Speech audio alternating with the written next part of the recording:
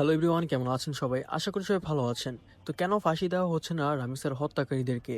তারা কি আদৌ ফাঁসি পাবে না মুক্তির রায় চলছে?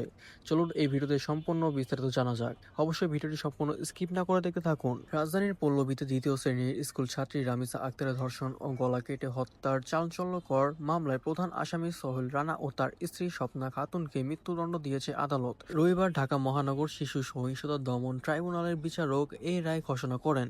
মাত্র ৪ কার্যদিবস বিচারক কাজ সম্পন্নর মধ্যে দিয়ে এই মামলা দ্রুততম রায় প্রদান করা হলো। আদালত পর্যবেক্ষণে জানান, হত্যার আগে শিশুটিকে ধর্ষণ এবং তার শরীরে বিভিন্ন স্থানে জখমের সুস্পষ্ট প্রমাণ পাওয়া গিয়েছে।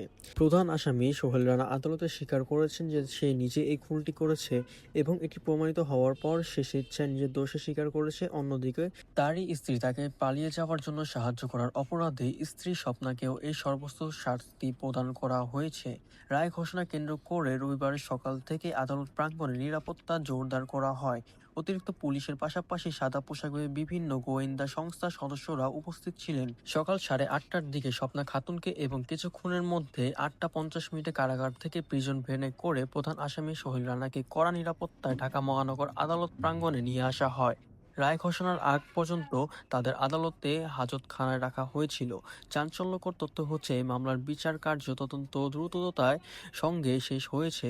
গত ১ জুন সোহেল রানা ও তার স্ত্রী স্বপ্নার বিরুদ্ধে অভিযোগ গঠনের মাধ্যমে বিচার কাজ শুরু হয়। পরদিন ২ জন সাক্ষ্য গ্রহণের প্রথম দিনেই ১৮ জন সাক্ষীর মধ্যে আর ১৬ জন সাক্ষ্য গ্রহণ সম্পন্ন হয় এবং পরে ৩ জুন আত্মপক্ষ সমর্থন শুনানি শেষে আসামিরা নিজেদেরকে নির্দোষ দাবি করলেও ৪ জুন রাষ্ট্রপক্ষ ও আসামি পক্ষের যুক্তিতর্ক উপস্থাপন শেষে আদালত ৭ জুন রায়ের জন্য দিন ধার্য করেন। তারপরও এত কিছু হওয়ার পর আদালত থেকে আসামিরা লয়ার পাচ্ছে তাদেরকে নির্দোষ প্রমাণ করার জন্য। এবার আপনারাই আমাদেরকে কমেন্টে জানান, এই দেশে কি রামিসার হত্যার বিচারটি হবে নাকি এভাবে তারা কিছুদিন পর আবার মুক্ত হয়ে যাবে?